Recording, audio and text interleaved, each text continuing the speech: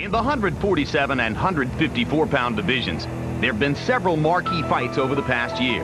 Tonight, it's 22-year-old 154-pound champion Fernando Vargas' turn in the spotlight as he takes on Ike Quartey. The round robin is beginning, much as it was in the 80s with the great welterweights there. And they can only win, because that's the only way they're going to get to a certain level and be considered an all-time great, is if they all fight each other. At 16, Fernando Vargas became the youngest ever United States amateur champion. 2 years later, he was the youngest American on the Olympic boxing team.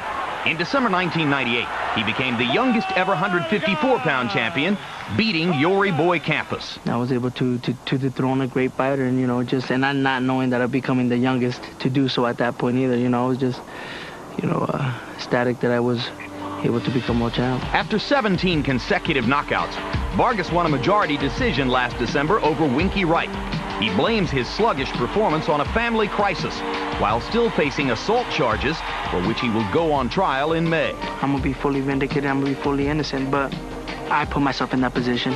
No one else. I learned. I'm the one that's going to take full responsibility. Determined to turn the focus back to where it was when he fought the likes of Campos, Vargas now works with a physical fitness expert to control his diet and improve his endurance and flexibility. I just love the workout. It's a great workout, stretching, everything. I never stretched before, and I think in April 15th is going to show. Now in his 19th pro bout, Vargas has a career-defining fight as he seeks further recognition and respect. This is my 4th world champion that I'm fighting back-to-back. I'm showing that with my actions that I duck no fighter. These are risks I want to take to show the people what they want to see. They want to see a fighter that's going to go out there and fight these top-notch fighters. Ike Quartey, a former 147-pound champion, seemed destined for greatness after a 3-round stoppage of Vince Phillips back in 1996. But a planned fight with Felix Trinidad was suppressed by politics, and Pernell Whitaker's substance abuse KO'd a possible Whitaker-Quartey showdown. I think it's hard, because... It was hard because I like to fight every 3-4 months.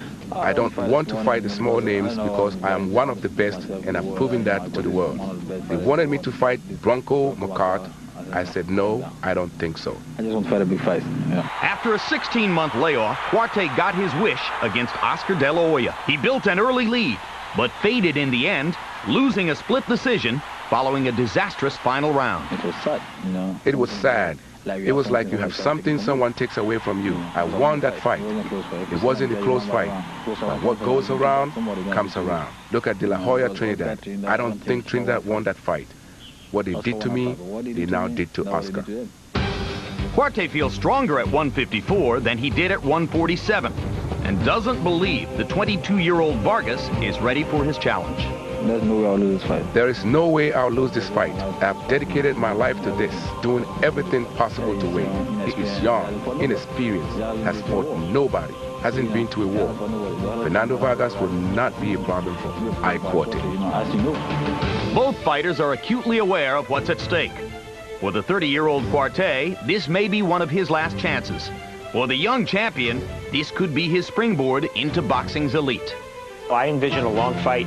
I think they'll wait for their openings, and Quartey has to depend on his advantage in strength and his great jab to win, and Vargas has to depend on being busy and kind of ring generalship. Everything is at stake. If I win, mega stardom, mega fighter, pound for pound, one of the best.